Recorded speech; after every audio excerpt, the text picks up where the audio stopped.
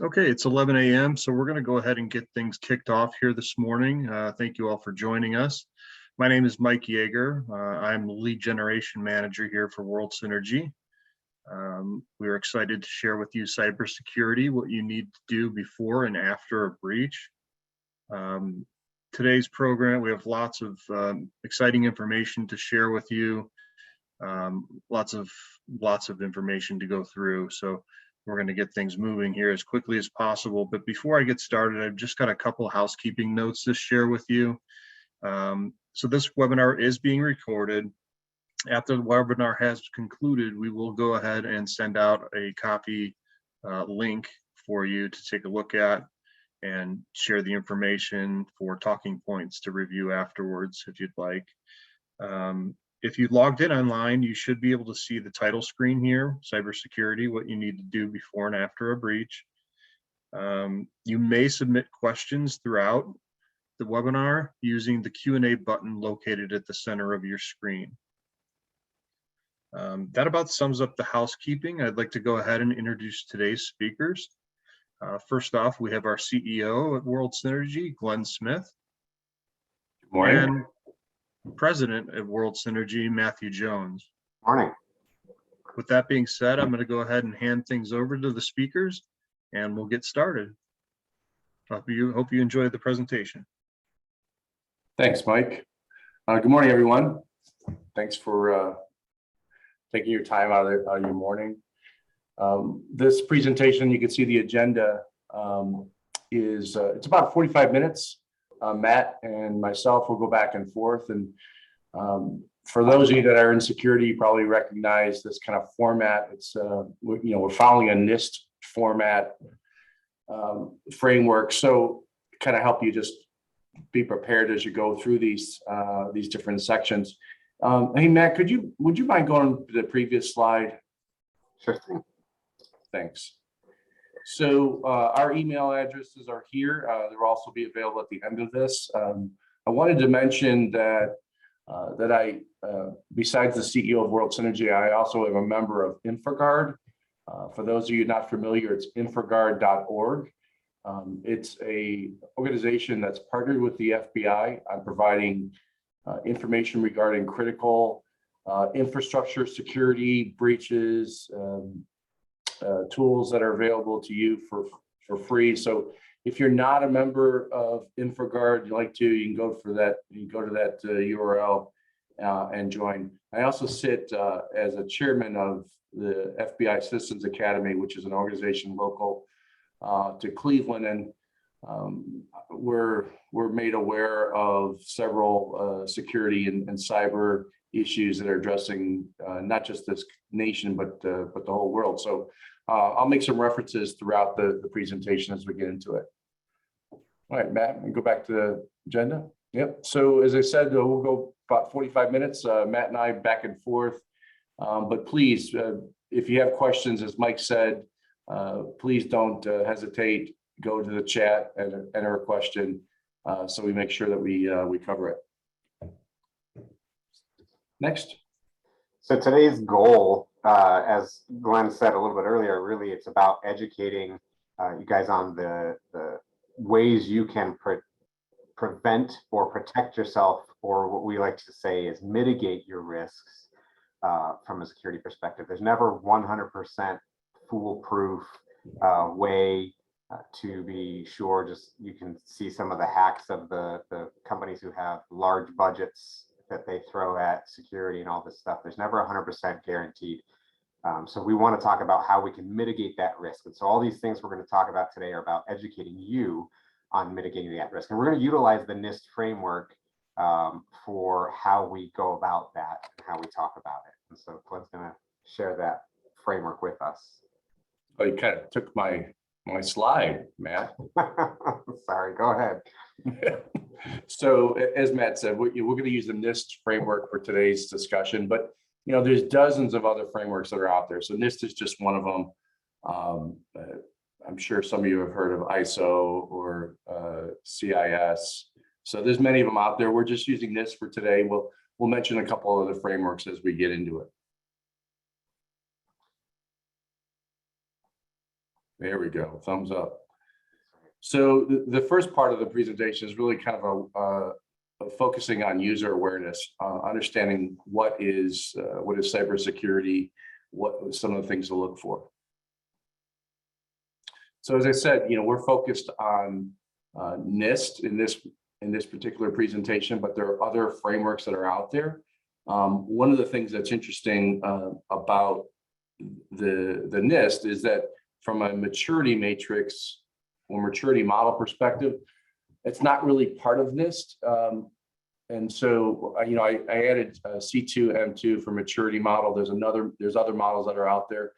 And NIST has something similar, but it's really not called a maturity model. And really the concept of what this slide is talking about is just, whatever you're doing from a security perspective is find a model that allows you to, kind of crawl, walk, run and give you a guide of where you are today and what you're striving for. So you're going to see maturity awareness models more as more of these frameworks get further developed. But this is, again, more of just a kind of a path to say, where's my organization and where are we headed, and kind of give yourself a guide or a gauge as you go through that.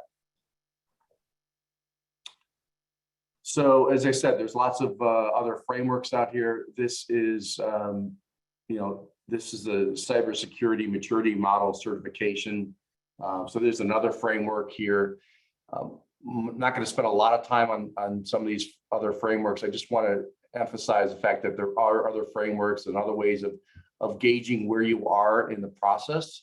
And you'll see, specifically, if you're working with governments, you might see more of this if you're a contractor, because this model is going to be emphasized more than a NIST, if you will.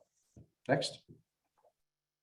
So again, this is awareness section. So we're really just trying to emphasize for those of you that aren't that familiar with security or cybersecurity trends. And what's unique is in this presentation, I'm the CEO, so I'm gonna come from more of an executive level of what owners care about, and Matt's coming from more of a security technical perspective. And so one of the things I just wanted to draw awareness from is, as you look at some of the cybersecurity trends, and this is a representation of 2022, but notice that the percentage of attacks are coming from phishing, and then network intrusion is number 2. So phishing, which is, I'm sure you're all aware of, is hackers trying to infiltrate your organization through emails, various types of emails, and they're getting better and better with those types.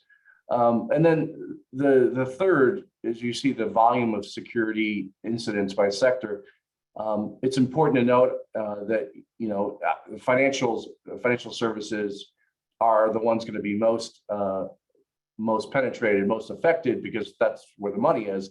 But this chart is somewhat a misrepresentation. So when we show this to organizations, specifically our customers, a lot of them aren't in the financial, so they're saying, well, the percentage of probability is low. Well, the reality of it is, as you go further down that chart, and you start talking about manufacturing or professional services, well, they tend to get hacked more easily, because the security is typically less. So even though the volume is not as high as the financial services, it doesn't mean that you shouldn't be equally concerned or more concerned. The hackers tend to go towards those, and they go towards, typically smaller amounts of money when you're talking about ransomware.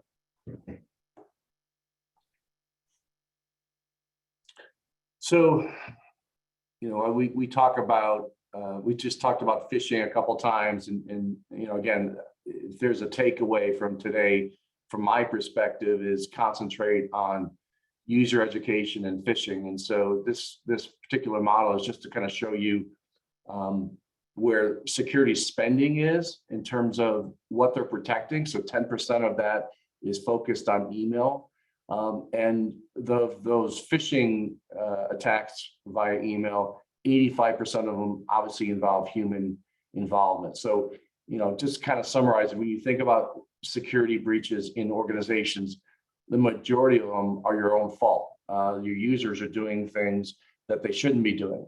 And it's not your fault in the sense that, you're doing things that are stupid. These hacks that are happening from a phishing perspective are so well executed that even the top CEOs in the world are being compromised because they just can't tell the difference. Everybody works with FedEx or UPS or Amazon, and so you're kind of expecting certain types of emails, and therefore you open it. So one of the takeaways I said today is I want you to emphasize security and phishing. The other thing that we're going to talk about today is this term called zero trust. Even though you're getting these emails and you think they're legit, we want you to always take the approach of, unless you're expecting it and absolutely that email is legit, don't click on it. Next. Yeah, so again, going back to where's the greatest risk in your organization, it's your people. And so today is going to be about making sure that we're properly educating your employees to have that zero trust mentality. And Matt and I, we kind of, tease each other every once in a while, because we'll get an email from someone and we know who they are, but it just doesn't look legit. And so we'll take the time to call them before we actually open up that email. So sometimes I'll text, sometimes I'll call and just say, hey, I got this email, it doesn't seem like it's you. And sometimes it is, sometimes it's not. But again, have that zero trust. And not to take away from the technologies that we use and the monitoring tools, those are important. And you need those things, otherwise you'd be really vulnerable. But today is really about user education. And to hit on that too for 1 second, I've actually had a client that I conversed with on a regular basis send me an email that just didn't look legitimate recently. And it was just the language, it was the way, it wasn't typical of how she would typically email me. And so I called her up and said, hey, this just doesn't look legitimate. In all those cases where we've done that, I've never had anybody come back to me and say, I'm really mad that you called me to find out if this was legitimate or not, especially in today's world. Just about anybody understands. In fact, in every case, they've been very grateful that we've taken that extra security precaution. So here's some more stats for us about cybercrime since COVID has started. So in 2019, you can see we had about 467 reported cases. So this is cases that have been reported to the FBI through that ic3.gov site, which we'll show you later, the link as well. Since then, in 2021, we don't have 2022's report yet, but in 2021, it had nearly doubled the amount of cases that have been reported since COVID. So what does that translate to in dollars? That's $6.9 billion in reported losses just last year alone. I think in 2019, it was less than 1 billion. In 2020, it was 4 billion, 4.2 billion. So it's a huge increase that has happened since COVID has started. And again, just reiterating, like Glenn said earlier, phishing is the #1 cybercrime that happens across the board. So if there's any area to focus on, it's going to be phishing. And then this is just that same translation state by state. So you can see the top states here that got hit by losses in dollar amount. So California there at $1.2 billion in loss in California alone. So yeah, and Matt, to take away from these two slides is that these stats are based on what was reported through the ic3.gov.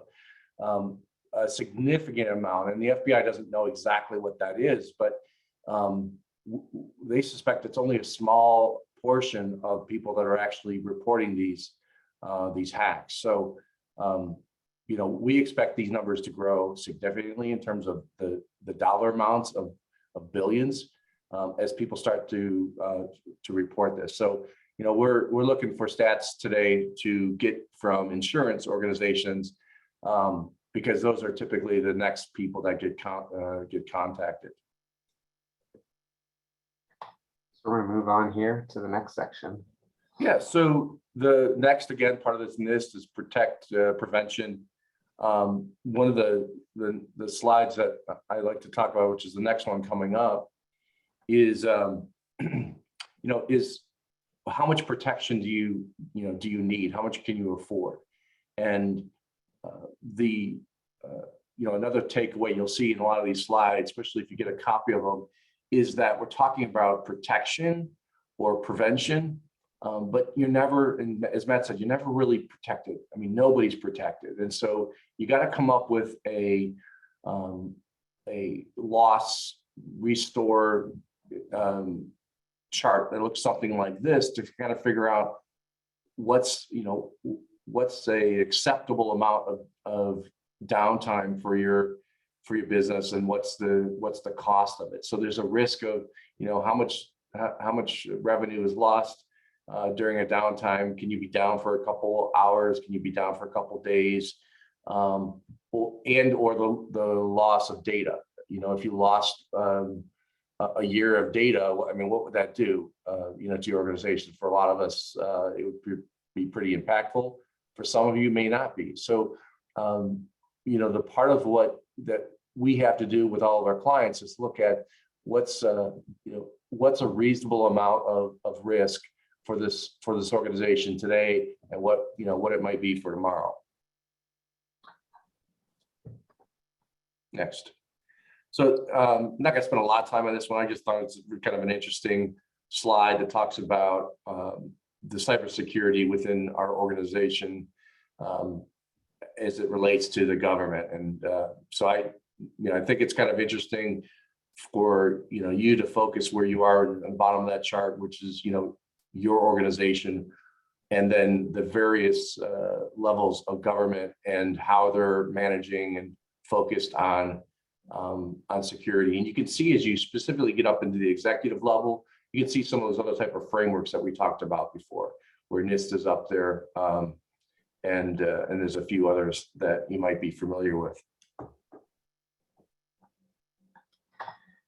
So now we're going to get into what we call the security stack. And it's essentially these three outside components, which are what we would call the foundational level of any security program. And they all are surrounded by the number one thing, which is why you're all here today, but that's user education. You could take a lot of these principles that we're talking about as well. We're going to talk about them from a business perspective, but the reality is they also affect your personal life. And so as we talk even about that last slide where it was, or the slide before, it was about cost versus risk. That's true of your own personal life, right? What risk are you willing to accept? And how much is that going to cost you? Is that acceptable for you? So I'm going to go fairly quickly through these here, but we want to talk about that first layer, which is the software protection. A lot of this is base level stuff that we've all been hearing about for years. We've heard about antivirus, anti-spam. It's now called just anti-malware, any sort of bad actor prevention. Multi-factor is the number one key that anybody should have. We'll hit on it more later as well, but that is essentially something you have, something something you are, so like a fingerprint and whatnot. Every software that you log into, everything you use should have multi-factor authentication with it.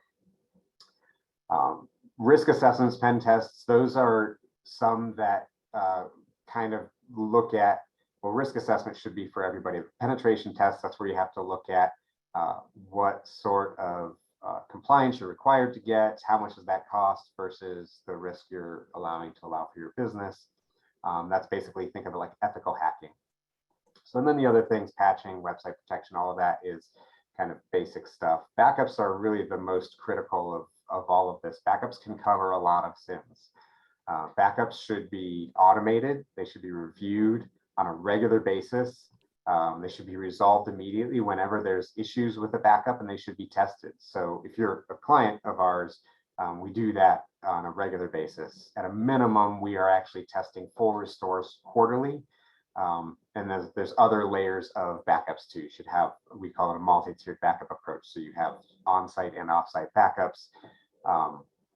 And those are tested on a regular basis. You have different levels, different types of backups. So, and again, that's where you have to look at that first point, which is called RPO, which is recovery point objective, which is how far back is acceptable to go from a data loss perspective. So if it's okay for you to lose a year's worth of business, then make sure you have a backup that goes back at least 1 year. But if going back a year is not viable for your business, no matter what, then there's no point in keeping a backup that goes back a year. Now, some of you might be required to maintain data that goes back X number of years based on your compliance requirements and whatnot. But if you're not required to, and it does you no good to keep that backup, then you're just wasting space holding onto a backup.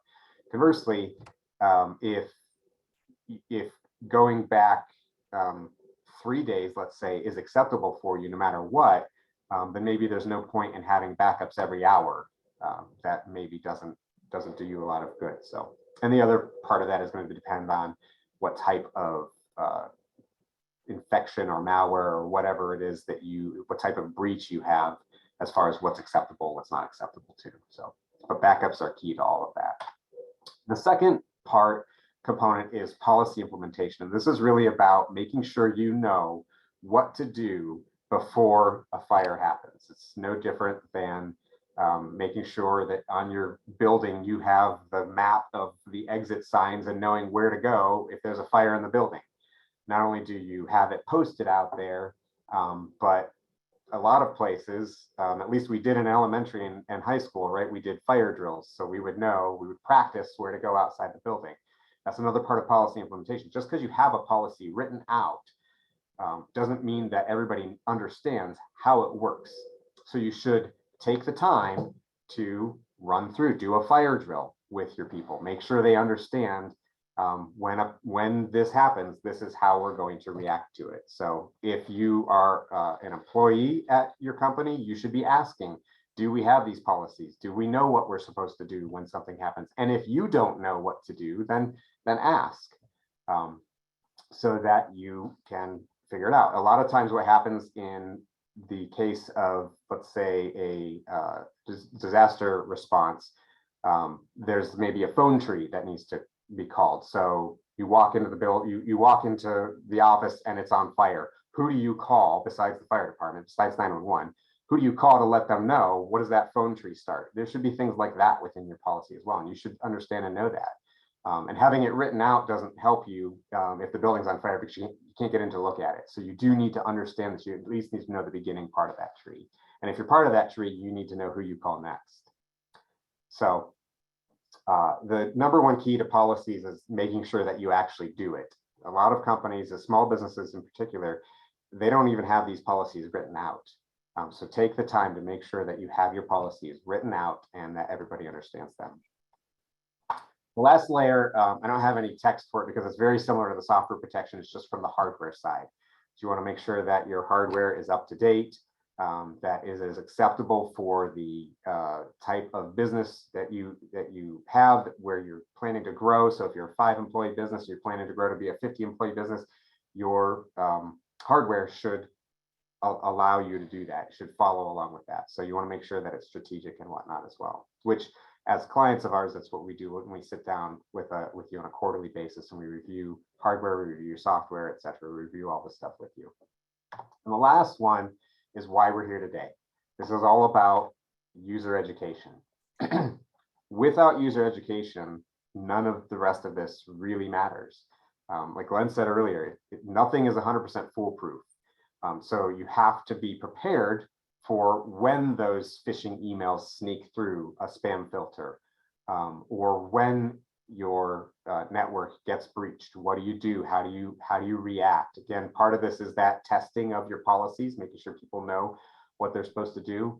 But also you should train on a regular basis for phishing attacks and just general security education. You should be having that on a quarterly basis for everybody within the company. Hey, Matt, there was a question that came in. If you can open up your chat. Sure thing. Did it come in the actual chat? I can read it to you. It says, how relevant and frequently is disaster recovery? So that's a great question. The frequency for disaster recovery is, I should ask if it's related to testing or related to how frequent you should back things up and whatnot. If it's related to how frequently you should test your people on it, I would say at a minimum, you've got to do it annually. Also, it depends on your hiring practices. If you're about to grow and you grow, let's say 50% in 1 year, you may have to do that more frequently because you have new people coming on staff and they don't understand the policy and how that works. So you want to make sure that you do it at a minimum annually. And then beyond that, it's just going to depend on your business, your people, how much people filter through and whatnot. So hope that helps answer that question. So number one thing here, yeah, is user education and also testing. So moving on then to some definitions. So we've talked about some of these already, some of these we haven't talked about. We're going to work quickly through what are some different things. So this is called a man-in-the-middle attack. A man-in-the-middle attack, essentially, if you join an unsecure public wireless network, you can have someone not physically, literally sitting, but they're sitting essentially between you and the website you're trying to go. And essentially what they're doing is they're interrupting the traffic and they're injecting malware either onto your computer or on your network, depending on, this most frequently is on public Wi-Fi, but it can happen in your network as well. So they're injecting malware essentially. Matt, that's actually interesting. If you go back to that, I mean, everywhere we go, there's public Wi-Fi. And so you're saying we shouldn't be on it? Never. I'm saying, yes, absolutely. You should never join public wireless, which it's very tempting to want to join. Let's say you're at Starbucks and they've got free Wi-Fi. That's great for them to give free Wi-Fi. But if you can easily join it, that means literally anybody can easily join it. And you don't know the people that are sitting there in that Starbucks. And even if you can physically see that you're the only one in that network, it doesn't mean that somebody isn't sitting outside the building or just within reach of that network in one way or another, and they're able to grab it. So absolutely do not join them. The better way is to just pull up your cell phone. Most people on their cell phones now, they've got a hotspot. It's free anymore. You used to have to pay extra for it, but now, at least on Verizon's network, they give it away for free. Anybody can join, can turn their hotspot on their phone, and then you are on it. Yep. Or, and I see another question came in, and that's relevant. If you do join it, you could then also join a VPN. That is another way to do that. Though I will still say a really good hacker who might be watching for traffic quickly might see it and might still catch it before you're joining the VPN, because you still have to join the wireless network before you join the VPN. So you still have a window, albeit a small window, but it's a lower risk there. And I'm going to also answer this next question. Is talking about hotel room Wi-Fi. Excellent question. I will tell you that I do not recommend it, even though it seems secure, because only people with a room key can technically get into it, or they hand it out at the door. It's still anybody within that hotel can be on that wireless network. I recommend, if you can, hop on your cell phone. Again, the VPN is a good alternative. If your cell phone hotspot's not going to work, then utilize a VPN. If your cell phone hotspot is available, though, that's the number one thing, because you can set the password to whatever you want, and you're likely going to be the only one on that.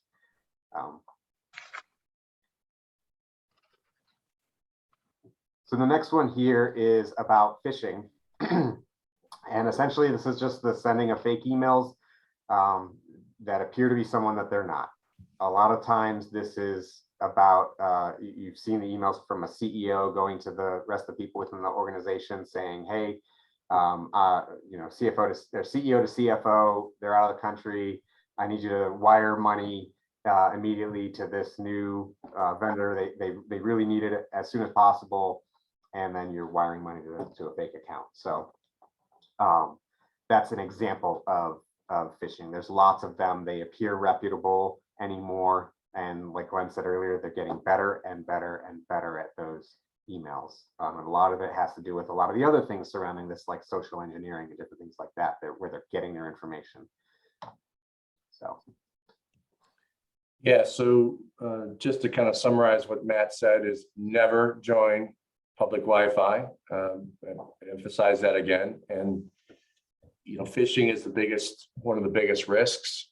And this slide is just talking about zero trust. We want everyone to have zero trust when you're using technology, your phone, wherever you go, is unless you're absolutely sure, don't click on it, don't use it, because that's where that's where these experts are. And Matt talked just a little quickly about social engineering, and a lot of the stuff that's happening on phishing is they're looking at behavioral patterns of what's happening in your organization. So you might be hacked and not know it for quite a while, and they're watching the patterns. And in some instances, we've seen them looking at calendar entries and seeing when you're going on vacation for that exact reason.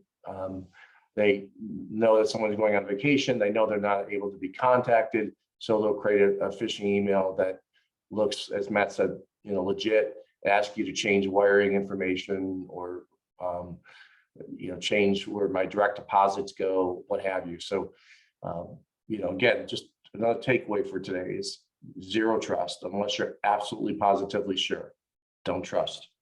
Matt and Glenn, is there a certain thing or anything we could be looking at potentially for emails coming in that are phishing emails? Is there something in the body of the email or the email address that we could be looking at?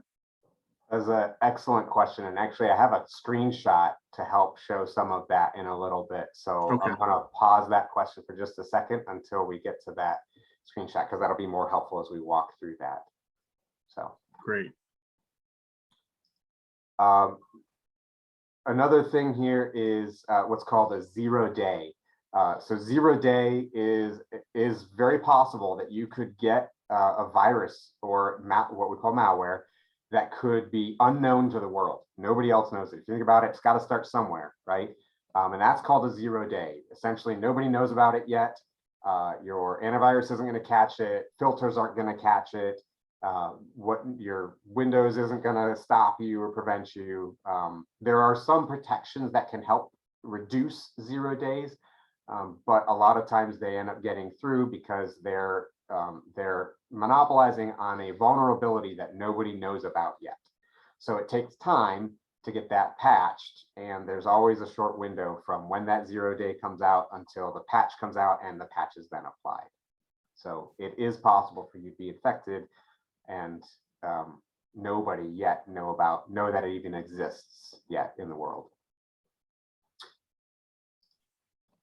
And then we talked a little bit about multi-factor authentication. Again, this is about you'll have a password, but then you'll also have something you have on you, like your phone, something you are, an extra, your ID or something like that, and something it could be your fingerprint as well. So one kind of light example that's been around for a long time, you've seen security questions where they ask you 3 different questions and everybody always forgets them because they never remember what their grandma's maiden name is, right? That's one example of a weaker form of multi-factor authentication. The better forms are something you are, your fingerprint, your facial recognition, things like that. They say multi-factor because it's not always just 2 steps. It could be more than 2 steps. It could be you get your password and then you have a code that's on your phone, and then you have your fingerprint, right? Whatever it is. You know, the more you have, the less likely it is that somebody's going to hack into it, the more that's required. But again, you have to go back to what's realistic too. If every time you log in an application, you have to go through 5 steps to be able to get into it, it's probably not the best use of your time to be able to do that. And so you have to weigh risk versus what's acceptable. And Matt, you know, we're talking about MFA, and one of the things you had said before, you know, here we're talking about cybersecurity, and specifically we're talking about businesses, but your personal life is also something you need to be cognizant of in terms of just the cybersecurity. And one of the biggest trends that we're seeing specifically through the FBI is their focus on elder fraud.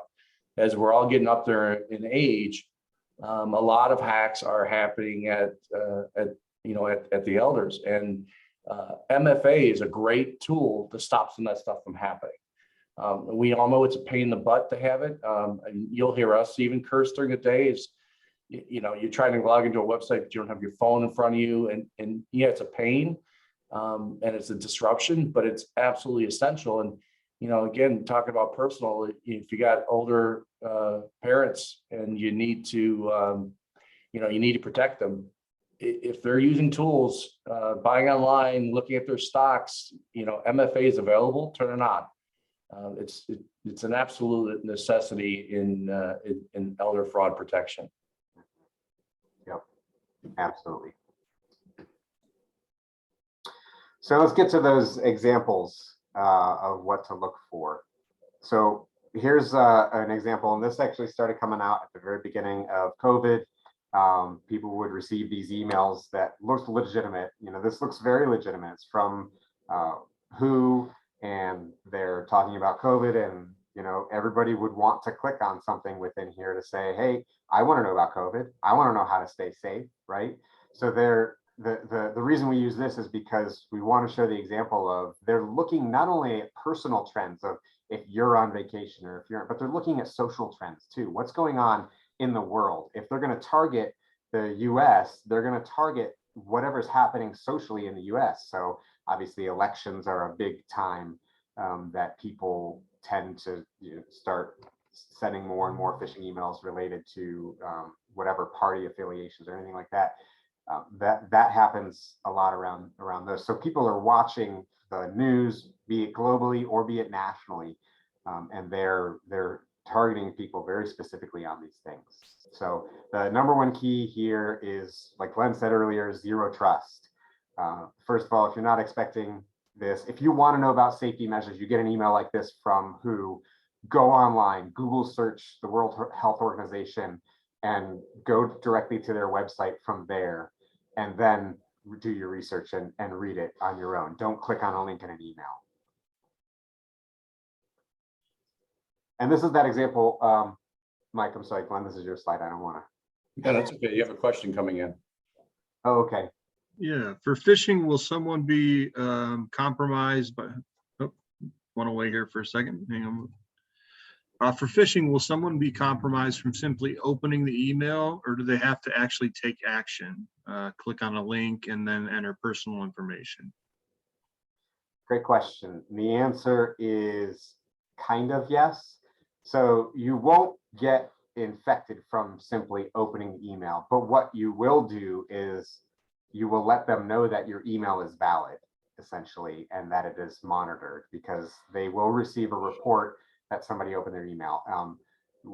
We do this, that's a kind of basic marketing trick. We do that. We see when we send out marketing emails, we can see if somebody's clicked that, or if somebody's opened the email, right, and if they've even clicked through. So that's a pretty basic thing for them to be able to see. But you're not going to be infected unless you click on a link, you open an HTML, or you can see on this slide right here, it says click here to download pictures. Now this is a default within Outlook now, but if you're using a different, less secure or less common mail client, it may automatically download pictures for you.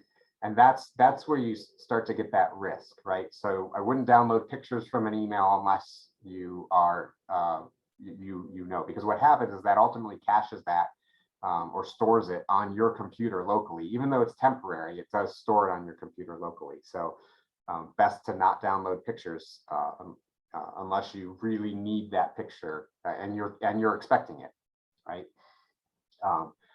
And one of the other things on this email is that you can see, I highlighted at the top, this went into my junk email, which is great.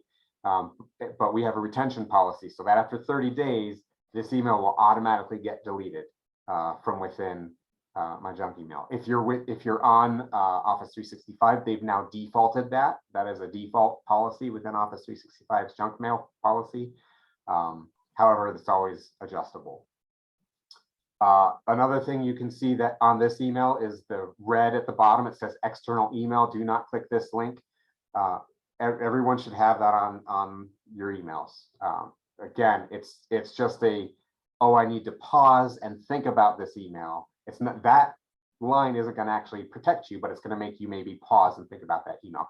Same with that green bar that's up above. That bar is about, and if you're a client of ours, you've probably seen this if you're within our security contracts.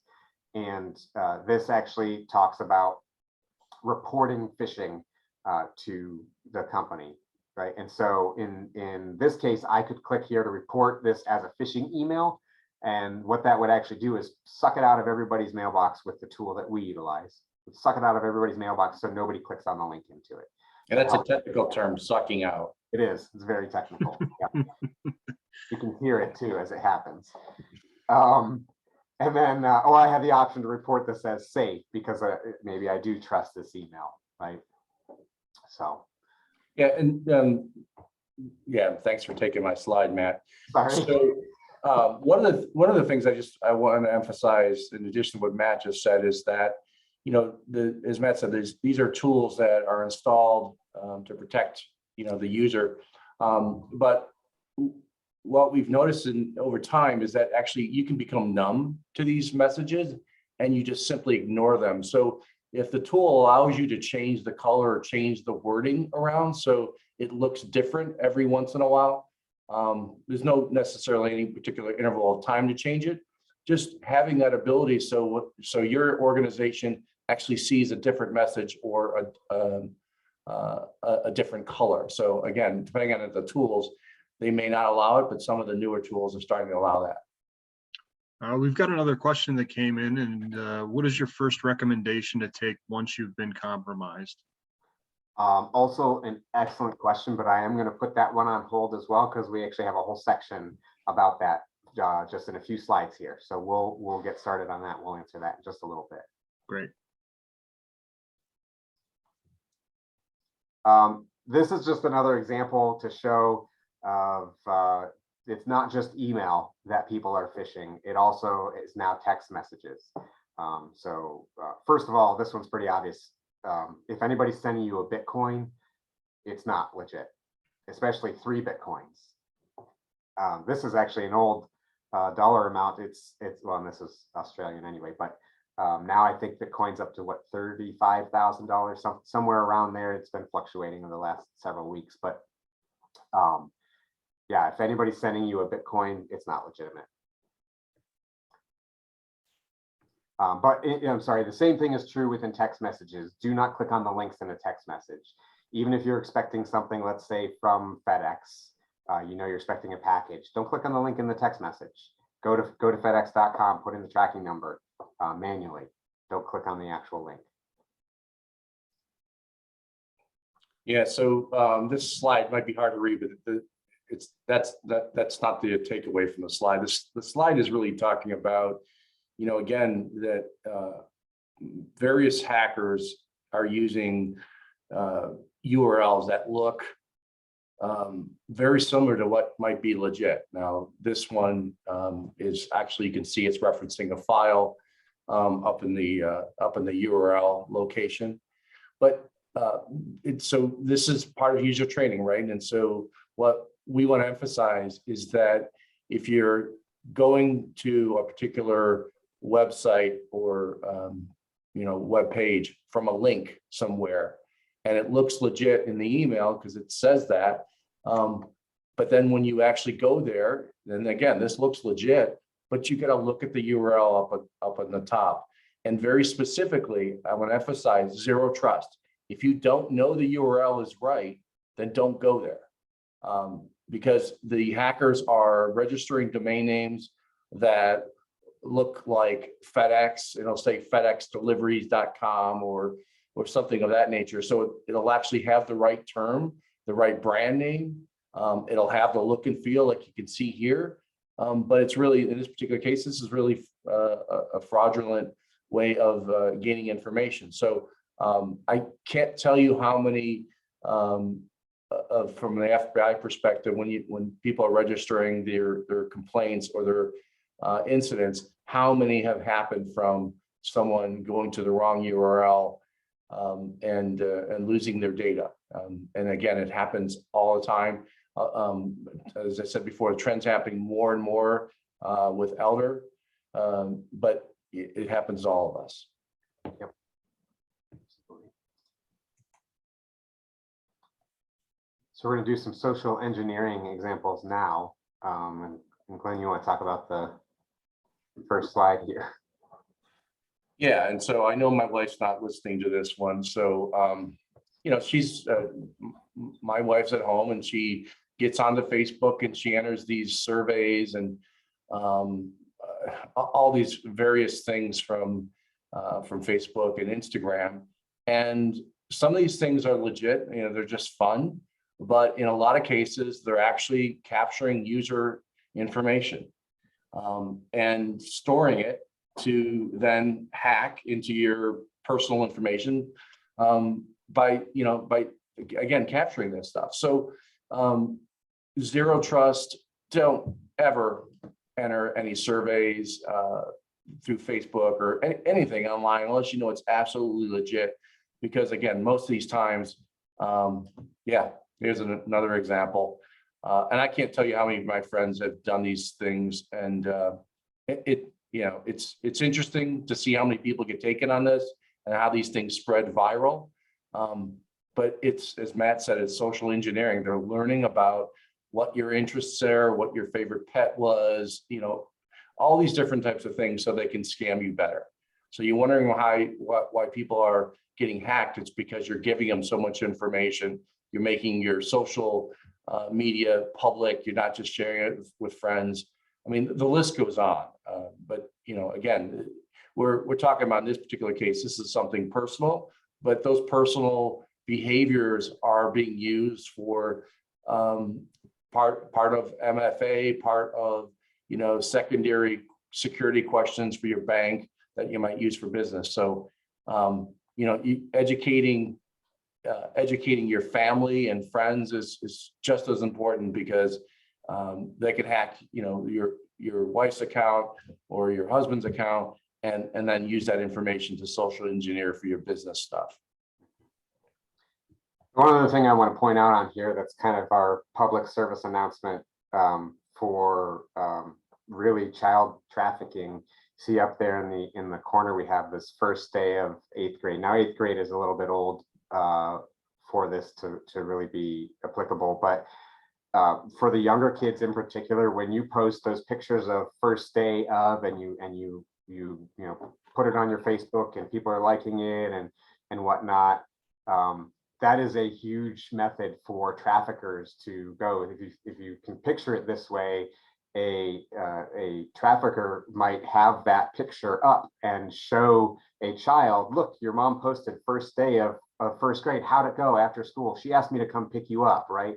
They're no longer a stranger once they can show the child, once they can show them that they're friends with your mom on Facebook, right? The child doesn't necessarily know any better. Now, 8th grade, they're going to know, right? But the younger children certainly aren't going to know that they're no longer a stranger. So stranger danger doesn't help anymore, right?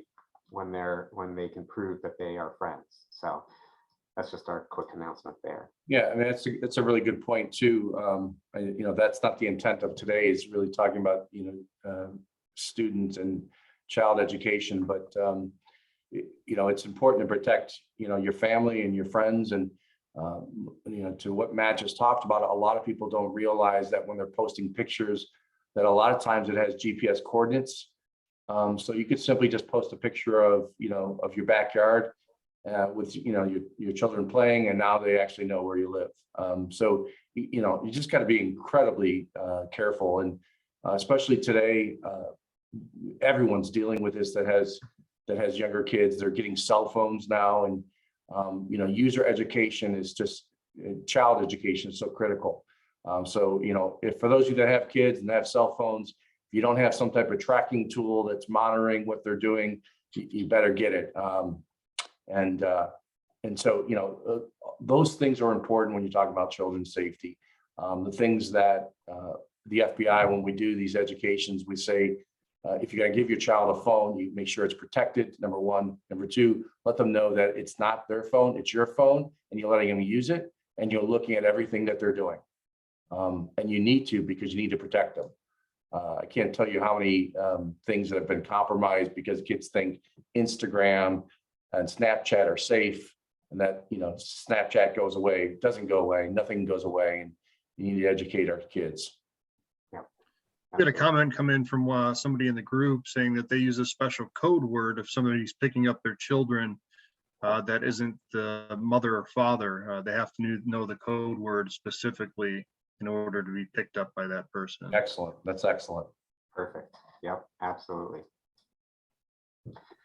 So we'll move on to detect. Now, detect from a business standpoint is really about monitoring and watching for different things. So this is just kind of a screenshot of some type of monitoring solution, which we call, not we, World Synergy, but it's called a SOC, which is just a Security Operations Center.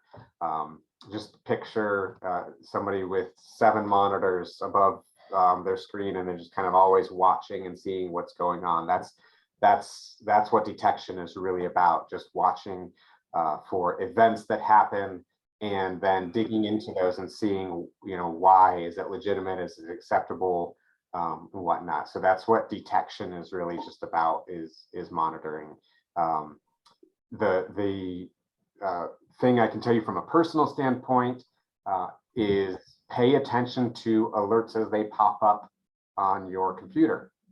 Don't just click yes, don't just click no, don't just click okay. Read it, make sure you understand it. If you don't understand it, call your IT, in our case, please call our help desk. We would rather get 500 phone calls a day from people asking, hey, is this pop-up legitimate, than clicking through and not reading something, because the cleanup on the back end is going to be so much worse. So from a detection standpoint, a lot of times those notifications are legitimate detection notifications that are going to tell you, hey, this thing is happening and whatnot. So read it and don't just click OK. Hey, Matt, I just want to give you a heads up. We've got 7 minutes left on this, so I want to be cognizant of the time as you go through. Okay, so that's really the main point of detection. This is just a map showing, it's kind of a threat map of how that could look and work from a SOC monitoring perspective. These next 2 examples are just examples of ransomware. So if you're familiar with ransomware, or if you're not familiar with ransomware, essentially what it is your files get encrypted and somebody holds them for ransom, and in order to get them back, you have to pay them money. That's essentially what ransomware is. So if you see a screen like this one was called WannaCry, it was from several years ago. Here's another one. By the way, the FBI is never going to lock your files. So this is not legitimate from the FBI, but it is a legitimate ransomware, and they do this company does legitimately want you to pay to get your files back. So that's an example of ransomware. So let's get into the reaction. What to do if you've been breached. Now we're not talking about this type of breach. We're talking about a cybersecurity breach, which is when anybody, any bad actor takes information from your network without your knowledge or without your approval. And the real question is not if, but when it happens. Like we said, nothing is foolproof,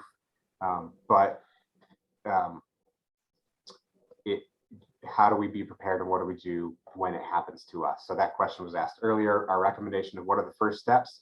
So we're going to go back to grade school here, and we're going to remember fire drills again. And we're going to talk about our three components here. Stop, right? The first thing you need to do is stop what you're doing. Shut down your computer and inform IT about it. unplug whatever you can to make sure your computer's shut down. If you've got a laptop that still has a battery, pull the battery out, whatever you need to do to make sure that you're shut down, shut yourself down. And then drop that connection to the internet. You do not want to be connected to the internet anymore. Again, if this means that you've got, as a business, you've got to walk into that network closet server room and just unplug cables from the wall, do it. Nobody from an IT perspective is ever going to get upset at you because you pulled the connection to the internet and now we've got to drive out there to fix the problem. So what? We'd rather do that than spend the hours and hours it's going to take to clean up on the back end something like this. So stop, drop, and then the last one is roll. You're going to have to roll back, and this is where that RTO comes in. You're going to have to roll back to before the breach happened, if that's possible, if you know when the breach happened and if it's feasible. So yeah, so we keep trying to harp on these takeaways. Be educated, look at the URLs. If you're not sure, stop, don't do it. MFA for everything and zero trust. Again, these are takeaways. I can't emphasize these things enough.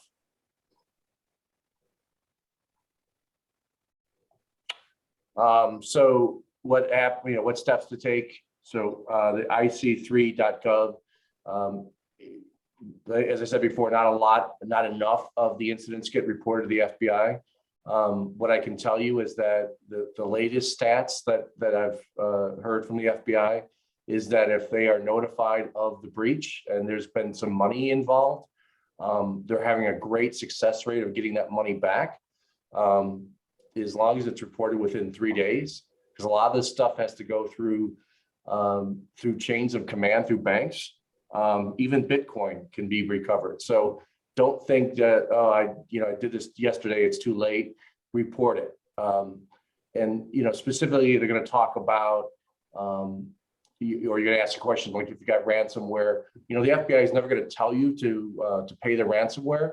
They're not going to make any recommendations towards that. So you got to make a business decision on your own. I think there might be a slide coming up on that, but a lot of times look at your cyber insurance and look at, do you have the money to pay for it, the money to get it back? What I can tell you about these hackers, a lot of them are called, in their world, ethical hackers. So if they ask for money, they're going to give you your computer back because they don't want a bad report saying, yeah, these guys aren't going to give you my data back. I'm sorry, they're not going to give you your data back.